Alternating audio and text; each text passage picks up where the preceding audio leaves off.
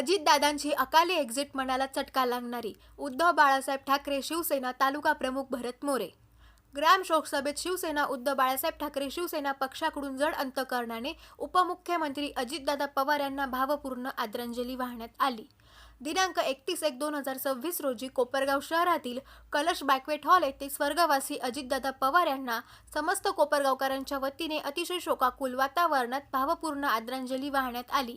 यावेळी सर्वपक्षीय धर्मीय उपस्थित होते. उपस्थितांमध्ये उद्धव बाळासाहेब ठाकरे शिवसेना पक्षाचे माजी जिल्हा प्रमुख प्रमोद लबडे, बाळासाहेब जाधव तालुका प्रमुख भरत मोरे, श्रीरंग चांदगुडे शहर प्रमुख बालाजी गोरडे, गगन भैया हाडा उपस्थित होते. यावेळी तालुका प्रमुख भरत मोरे यांनी अजितदादा पवार यांच्या आठवणींना उजाळा देत अतिशय जड अंतकरणाने भावपूर्ण आदरांजली वाहिली. SG मराठी न्यूज चॅनेलसाठी संतोष जाधव, कोपरगाव. ही समस्त कोपरगावकरांच्या वतीने ठेवलेली शोकसभा आम्ही जातो आमच्या गावा आमचा राम राम घ्यावा. दादांनी अशा प्रकारे एक्झिट घेतली, अशा प्रकारे सगळ्यांचा रामराम घेतला. आता जी पिढी आहे ती पिढी शेवट असेपर्यंत ही घटना जेव्हा जेव्हा आठवल तेव्हा तेव्हा प्रचंड यातना प्रत्येक देहाला होतील अशी घटना घडली. 2 ते 3 दिवसापासून सारखा कुणीही भेटो, तो कुठल्याही पक्षाचा असो, कुठल्या जाती धर्माचा असो, पण तो खंत आणि यातना व्यक्त करत होता. एक खमक्या माणूस, एक रोखोक माणूस. राजकीय जरी भाषण असलं पण ते भाषण हसवणार, मध्येच विनोद. एखादा कार्यकर्ता मधून जर काही बोलला त्याला दादा दापायचे, त्याला झापायचे, पण तितक्याच प्रमाणात ते शब्द असायचे, त्यामुळे आशा पिकायचं. असं नेतृत्व अचानक झालं, खूप दुर्दैवाची गोष्ट आहे. आता जे दादांच्या पक्षाच्या राष्ट्रवादीच्या सरोज आहिरे त्यांचा व्हिडिओ बघताना त्यांनी त्यांच्या सगळ्या शेवटच्या घटकेतल्या आठवणी सांगितल्या. दादांची त्यांची भेट झाली.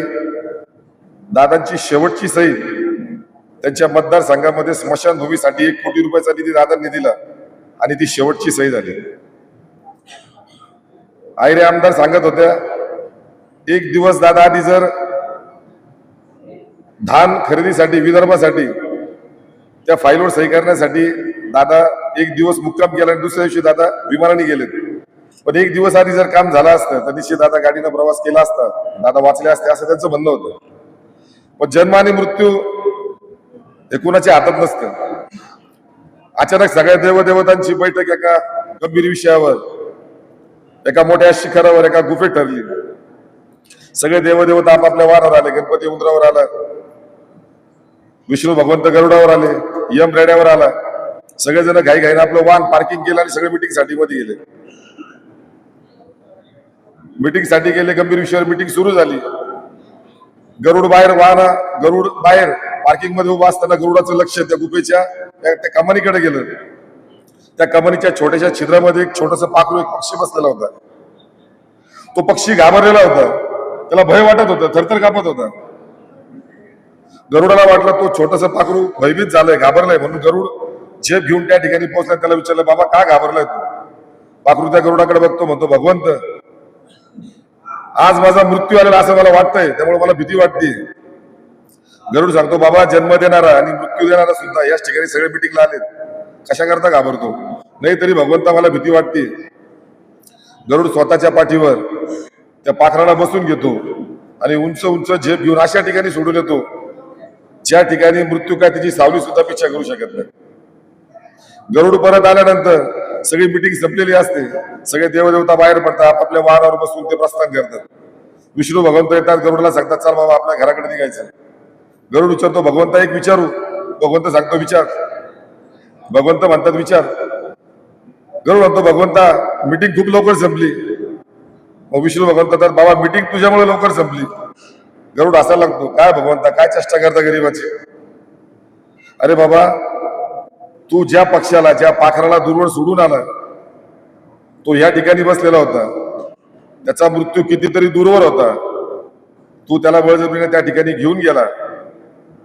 त्या ठिकाणी त्याचा मृत्यू होणार होता. वेळ आणि ठिकाणी मृत्यूची ठरलेली असते. त्याच विषयावर आमची गंभीर विषयावर मिटिंग होती. हे पाखरू इथं असताना त्याचा मृत्यू त्या ठिकाणी होणार कसा, म्हणून तू त्याला पाठीवर तिथं घेऊन गेला आणि तू त्याला ज्या ठिकाणी सोडलं त्या ठिकाणी आजगर आव वाचून बसला होता. त्याच्या तोंडात तू त्याला सोडलं, त्याला बक्षीसही मिळालं आणि त्या पाखराचा मृत्यू त्या ठिकाणी झाला. जर तो मृत्यू ठरलेल्या ठिकाणी वेळेत घडलेला नसता तर पृथ्वीचे चक्र उलटे फिरले असते, देवदेवताहून सगळ्यांचा विश्वास उडाला असता. म्हणून जन्म आणि मृत्यू हा कुणाच्याही हातात नसतो. ठरलेल्या वेळेप्रमाणे तो मृत्यू तिथं होणारच. दादा जरी आज आपल्यातून गेलेत तरी त्यांचे विचार, त्यांची शब्दशैली आता या व्हिडिओच्या माध्यमातून, सोशल मीडियाच्या माध्यमातून प्रचंड व्हिडिओ व्हायरल होत आहेत. दादाचे भाषणं व्हायरल होत आहेत. एक एक शब्द ऐकल्यानंतर यातना होत आहेत, दुःख वाटतंय. आता काही दिवसापूर्वी मी प्रवास करत असताना माझ्या पुढं एक ट्रक चालला होता. त्या ट्रकवर खाली लिहिलं होतं, झाडे लावा झाडे जगवा. पण तो ट्रक पूर्ण लाकडाच्या ओंडक्यांनी भरलेला होता. अशी काही सध्याच्या राजकारणाची परिस्थिती आहे. त्यामुळे मी मनापासून तुम्हाला विनंती करतो सगळ्यांना, दादांचं एकच स्वप्न होतं, बारामती सारखं प्रत्येक या महाराष्ट्रातला प्रत्येक तालुका, शहर बारामती सारखं एकदम सुसज्ज झालं पाहिजे.